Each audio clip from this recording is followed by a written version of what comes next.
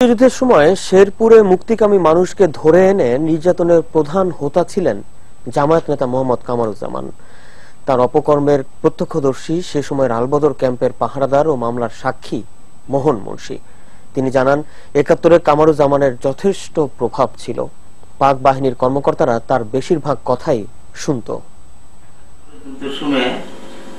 আমি এখানে এসে ভর্তি হই, আমার যে বাসায় ও বাসায় ফুটপামাস করাইতো, আমি ভর্তি হয়েছি আমার জানটা বাঁচাবার জন্য।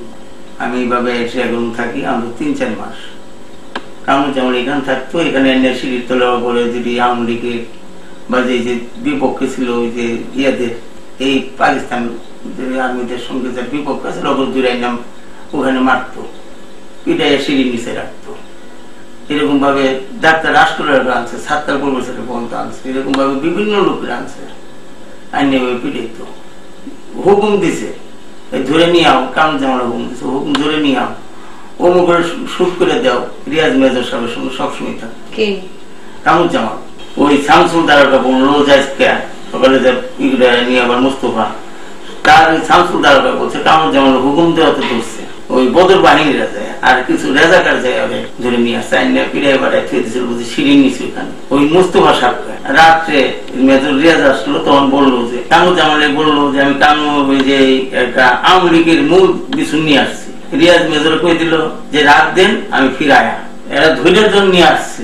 আর সেই জন বদর বাহিনীর হেড, এই হিসাবে আমার মনে হয় হে যদি ছাড়তে করতে একটা লোকের ছেড়ে দিত, আর যদি করতো না আজকে রেখে তো রেখে দিত। রিয়াজের যদি বুঝাইতো যে না এটা আওয়ামী লীগ না, এটা আমাদের জামাতের বাইরে কোনো কিছু আমাদের ইয়ের পক্ষে, ওদের মনে যাইতো না। ওরা তো আর এখানে চিন্তা নাই, সে পিডারি অবস্থায় করা সে খালি জ্ঞান গাইতেছিল।